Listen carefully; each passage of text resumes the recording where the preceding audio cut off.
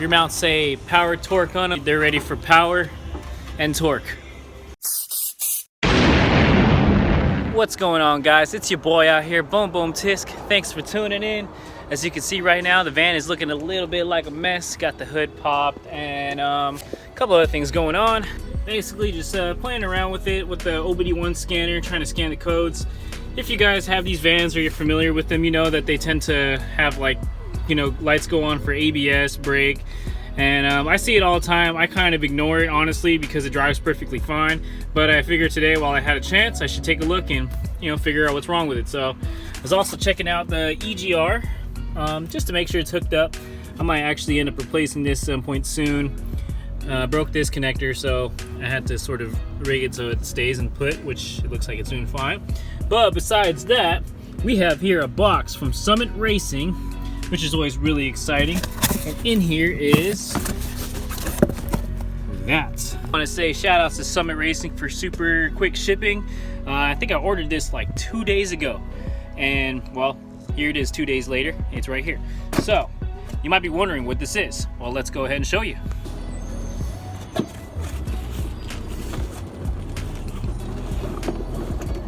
Oh,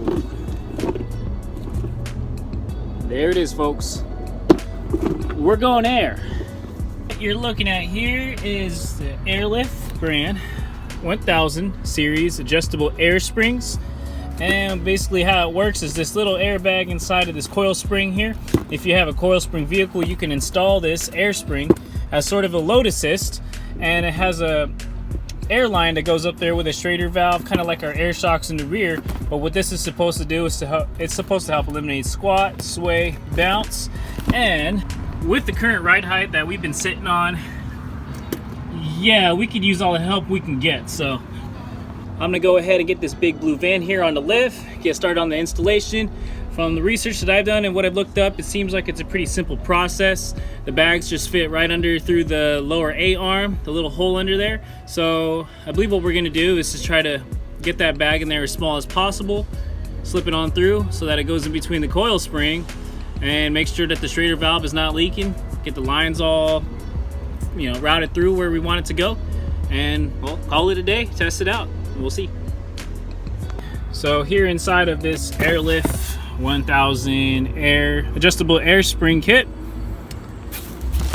we have here the airbags themselves, 1 and 2. We have airline, and we also have here a couple other things, some zip ties, some hardware, and we got 4 of these.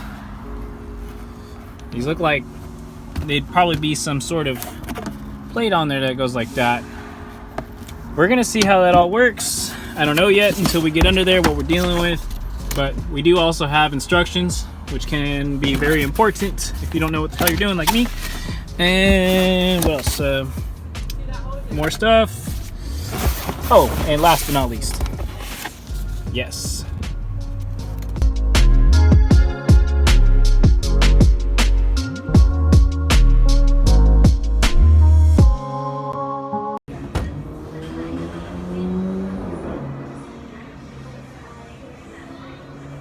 eyes are up here, buddy.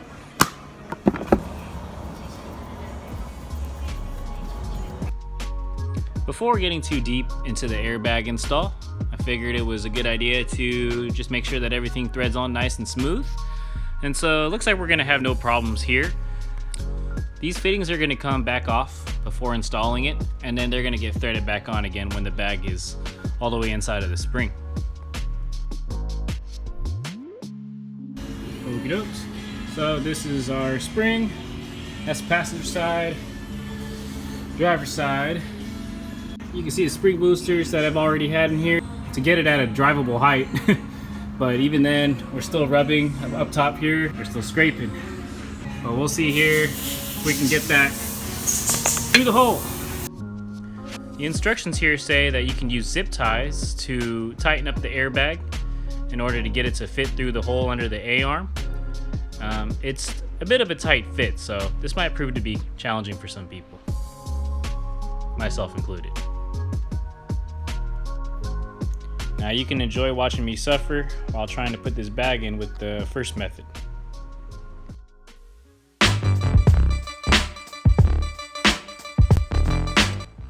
Well, the zip tie method wasn't going to cut it, but using these radiator hose clamps, we were able to get some better results.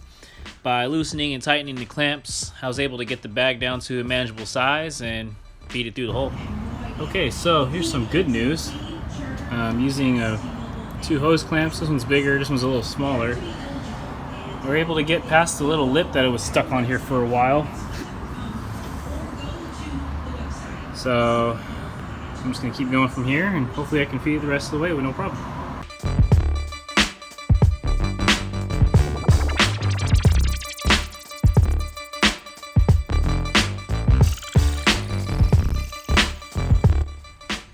And there it is, folks. The bag is all the way inside of the spring.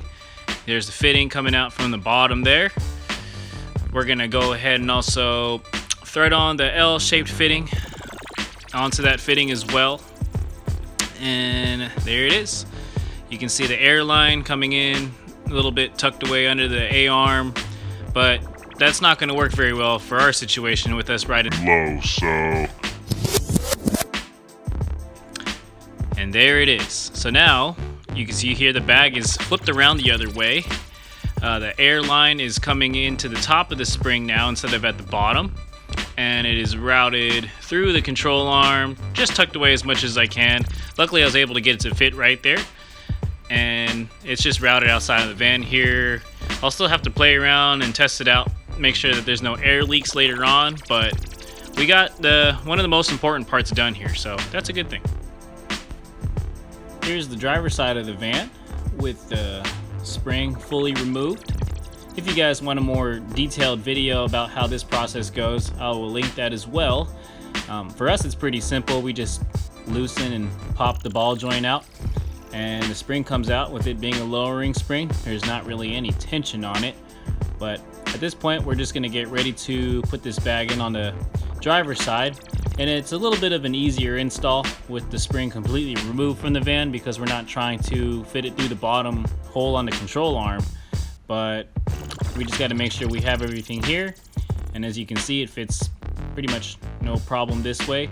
We'll also have to thread on the air line kind of before we put it inside the van fully, and then tuck it in first. So I'm just gonna go ahead and get that threaded, get this started, and then when I get it back on the control arm, I'm gonna feed that line through. Also, make sure that fitting on top there is nice and snug. You don't want that to leak after it's all put back together.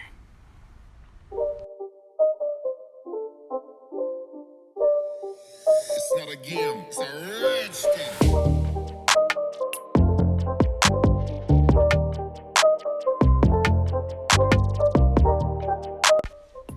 Getting ready to put this spring and bag combo back in. The bungee cord is there to hold it in place while I route the airline through the hole. If you're going to install your airbag in this way, just make sure your L-shaped fitting isn't hitting anything before you put it all back together. Next thing to do will be to pull the air line through, just like how you saw it on the other side. You want to be part of the royal family? You cannot be part of the royal family if you're not the royal family member.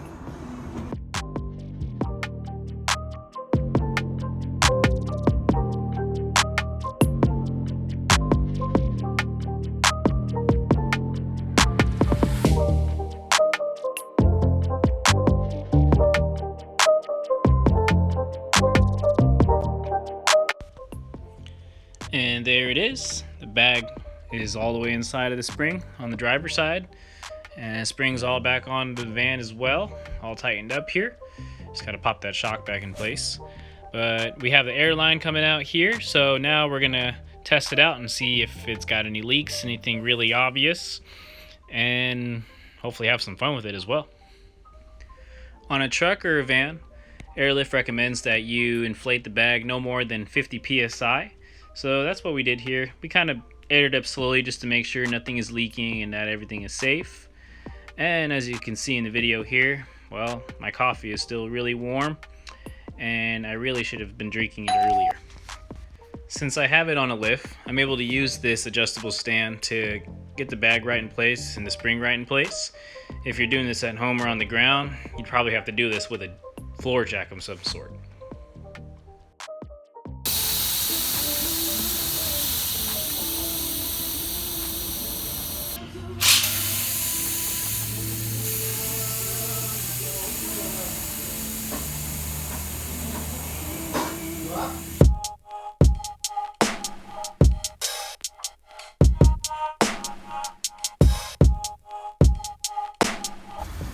Alright guys, I made a really dumb mistake.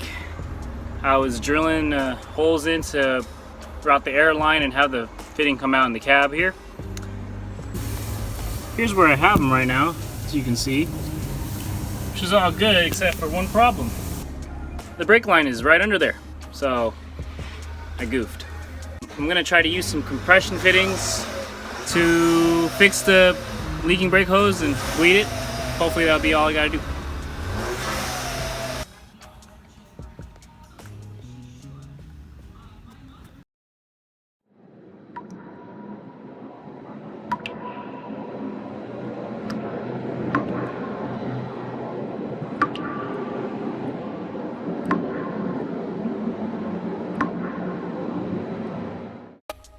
Compression fitting is in, all tightened down. Seems to be a pretty good way to fix a quick leak if you're in a pinch. Now we can get back to putting those air lines in. You can see here the instructions. This is how they want you to put the washer and the nut on, so we're gonna follow that too. Alright, so that's the spot for my air lines. Left side, right side. And maybe I'll move them or not, I'm not sure. But it's in a good spot for now. Bags on the van, van's on the ground. There it is, folks.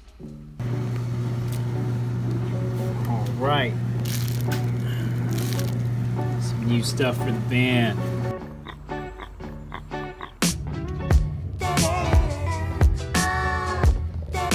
You all want to see a dead body?